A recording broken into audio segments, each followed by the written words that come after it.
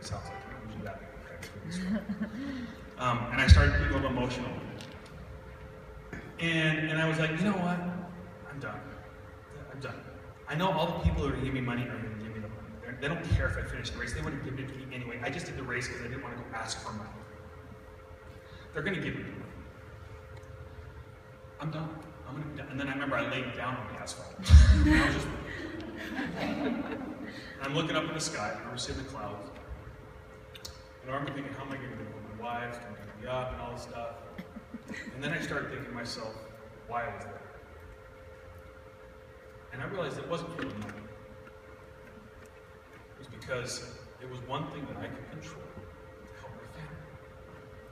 And I remember those times, those dark months, when I was just so desperate to have something that I could control that could help them, when everything that seemed to matter was out of my control. But this was one of the things that I could do. And this is what dads did. They did what was necessary for the family. And that was the kind of person that I was raised to be. And that's the kind of dad that I wanted to be. That was my why. That was my goal. It was testing my commitment to that. So I got up off that asphalt and I ran back. Ran back, and of course by the time I got back to that little pin, someone was nice enough to pick the flag back up and pointed that way, so I saw it. Okay, it got knocked down. And it went that way. As I turned the corner, right here, the knee brace brigade is what I call them, okay? And all their knee braces and headbands and everything. Now they were ahead of me. I was the last person in this race. And I was upset that I had gone the wrong way. I was upset that I was upset that I was last.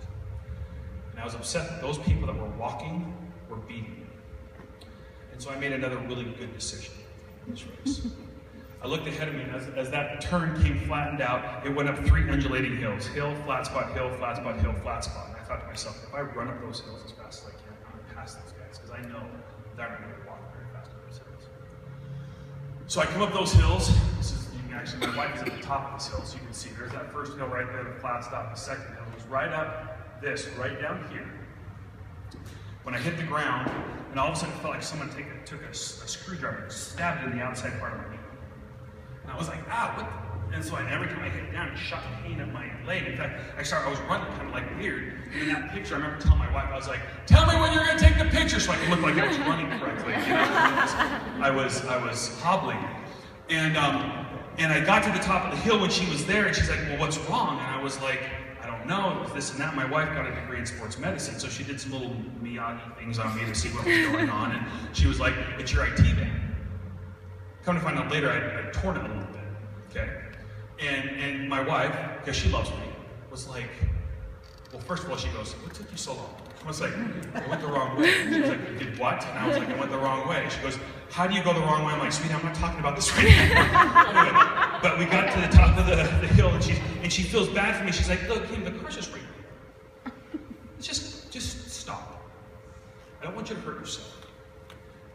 And sometimes when we're going for things, our goals, or even those that are closest to us that love us, they want to encourage us to not hurt ourselves. Don't put yourself out there. Don't risk it. Just take it easy, you know, and they do it from a place of love, and it makes it really easy for us to go, okay. But we have to make a choice, okay? We have to make a choice. We know where that path leads, okay? And I had to make a choice right then. Okay, I said, look, I've got to finish this. I made a choice on that asphalt. I was going to do this. I'm going to do this. So I went. And the rest of the race wasn't a running, it was this. It turned into like this little lip to like this weird, and by the time I was done, I mean, it was like, I called it my accelerated pip strut. I was like this, again, and I was coming around corners, and like the people would be taking down the streamers, and they would see me, and they'd like roll them back out, and they'd clap for me and stuff. I'd run my old ladies out there watering their lawn in Rexburg, and they would see me, and they just hose me down as I like went by, and they wouldn't even ask. They'd just be like, look, we're saving this guy's life, you know, we're just gonna hose him down. And 12 miles like that, every step, in excruciating pain in my knee. And because I'm running like this, and my hips, and my ankles, then everything just hurts. And I had to make choices several times throughout that experience. One point I want to make to you. Okay. There is a at the last part of this, I believe that there's sometimes we're given little signposts along the way. We're pushing ourselves to let us know we're doing the right thing, and we're okay, and we're not alone in this. The last half mile of the race was down the main street of Idaho. And you walked through it, and it was just a straightaway, and you saw the finish line at the end, right? As I came around that turn, that half mile down there, and it was just so much pain, I was just trying to get through it. And the whole time I'm running, guys, I can't how many times I was thinking of my kids, and I was thinking about why I'm doing this, why I'm doing this, why I'm doing this. And as I came around, I was going down that strip, all of a sudden, and it was pretty empty. I mean, I was way far in this race. All of a sudden, I see this little girl run out into the middle of the road. I'm running, I'm looking, and all of a sudden I realize that it's my daughter, Katie. And it was just like a picture. She's standing underneath the finish line. She's just waving at me by herself. No one else is around. She's just standing there on the finish line, just waving at me. Like it was just kind of made for me. It was almost like the man upstairs going, "You got this. You're almost there. Just keep going, just keep going, just keep going." And this was a picture, actually, my wife brought her back. So she was standing over here in the middle of the street. My wife brought her back over here, but that's what she was doing with her little pink hat on, waving at me. And that was me finishing the race. Okay. And I came across the finish line, the paramedics wanted to cart me off because they were like, "This dude's a mess." And I just went over and I just sat on the ground. I told them no, and I held my kids. Stinky, gross, sweaty as I was, I just held my kids. That's why I won that race. We will make mistakes. You're going to go right and you should have gone left. The question is, what are you going to do? You're going to have times when you're sitting on that pavement in your business and you're going to be making choices that you're going to have to rely on your why to get yourself back on track again. Okay? Don't run away from those. Don't run away from those moments, because when your commitment's tested the most, that's when you learn the most. Okay? I learned a lot on this time period. And I think one of the responsibilities that we then have as we learn these lessons is to be better for it. And that's where step 5 comes into owning your success. Because it's a process, guys. These are things we have to do over and over and over. Step 5 says, once you've gone through and learned, don't make yourself learn the same lesson again and again. The next time, act with greater confidence. Act with greater confidence. So at the end of this race, we've done everything we possibly can. We've saved every dime we can for years. We haven't eaten now. I ran a freaking marathon with 2 months worth of training, not knowing what I'm doing, totally jacked on, all this kind of stuff. We have the money. We're going to go do the tests. We go do the tests. We go to the University of Utah here. Everything looks like it's going good. They're saying all these good things about us. We find ourselves a few weeks later sitting on our porch. Actually, about a month later, sitting on our porch, our little town home, with phone in hand, waiting for the doctor to call us and tell us if she's pregnant or not. The phone rings. My wife answers. "Hello, this is Katie." "Yes." "Okay. Thank you. Thank you. Okay, goodbye." And she looks at me and she shakes her head. Didn't work. Now, this isn't like one of those, pay $26,000 and then we'll keep doing it until you get it. It's pay $26,000 each time you want to do it. And I look at her and I'm like, I don't know what's going to happen. But we have paid the price to learn this lesson now, and I'm not going to give up on this. I know it's going to happen for us somehow, some way, somehow. We're just going to keep doing what we're going to do. We'll look back at adoption again. We're going to figure something out, but I'm not going to spend the time repeating some of those lessons. So a few months later, we're down in California for Thanksgiving at her parents' house. And I went to the basketball with her brothers in the morning. Katie hadn't been feeling sick, hadn't been feeling very good, she'd been feeling a bit sick. And we thought maybe it was the birth control and things, and she had kind of got back on again as we were navigating through all this stuff. And anyway, I come home from basketball. I remember I turned down the hallway to go to the room to get my clothes to take a shower. And she walks out of the bedroom. She walks up to me and she hands me something. I take it. It's a pregnancy test, so I drop it because I don't want to test it. And I look on the floor, and she's pregnant. And I look at her and I'm like, how? She's like, we're having a baby. We hug each other in the hallway, and now all of a sudden all that pressure I felt for 2 years, how are we going to do this, is gone. Because we're having this, we're in. Now we're going.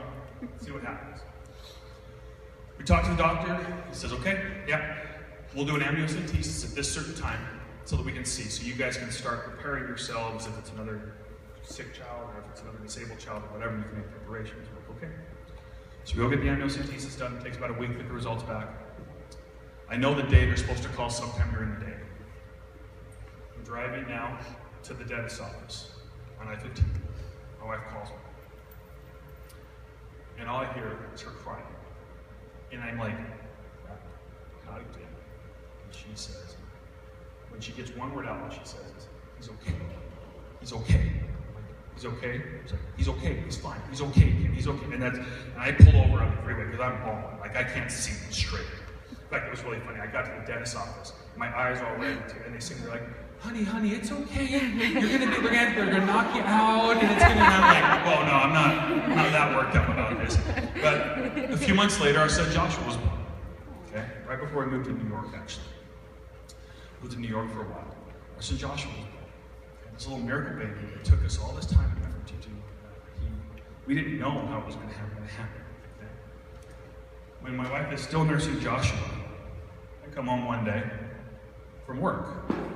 7 months later, again, this time, this particular pregnancy was not as expected. So instead of handing me the pregnancy test, it was thrown at me. Still didn't touch it. Whoa! It's like a matrix. She's like, ooh, okay. And I looked at her and I'm like, we're having a baby. We talked about it. We thought, okay, how are we going to do this? Should we try the vitro fertilization thing again? Should we try this? I don't know. The man upstairs just said, here you go. And again, we have the same anxieties, but this time we have a little bit less, right? We're like, well, okay. We're okay. We're going to be fine. Ellie was born, my daughter in New York, my New York baby. We pricked her heel, took a little bit of blood, it'll also be a couple weeks. We were driving back from Coney Island, took the kids down to Coney Island, and the family's from New York. It's this stretch of road, this highway that goes from basically Brooklyn up north towards Queens. We're driving, it's a straight road, it's always full of traffic. We're sitting in our salvage title van, I'm in the front seat, Caleb and Caitlin are in the middle seat, my wife's in the back, because when you have young babies, you rarely ever ride together again. So my wife's in the back with Joshua and Ellie in car seats. And her phone rings and she looks up at me. She's like, it's the doctor. Okay. And I'm watching her in the rearview mirror. And I swear you, guardian angels are right on the side of my car. Because like for the next 3 minutes, I'm not even watching the road, I'm just watching her. Okay? And I have no idea what happened up in front of me. And I'm watching her, and again, it's this. Hi, this is Katie. Okay?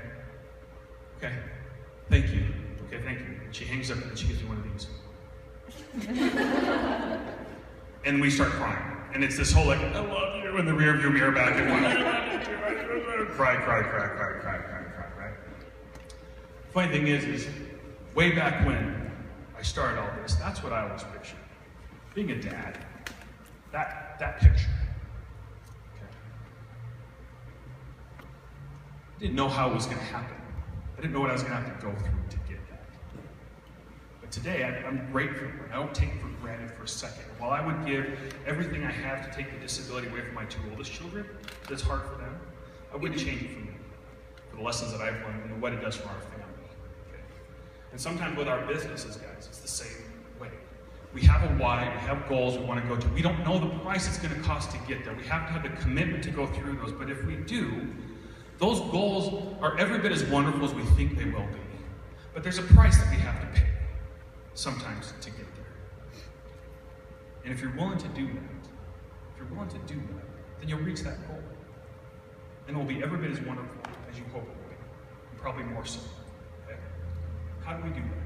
We focus on the basics. That's what we talk about today. Inviting.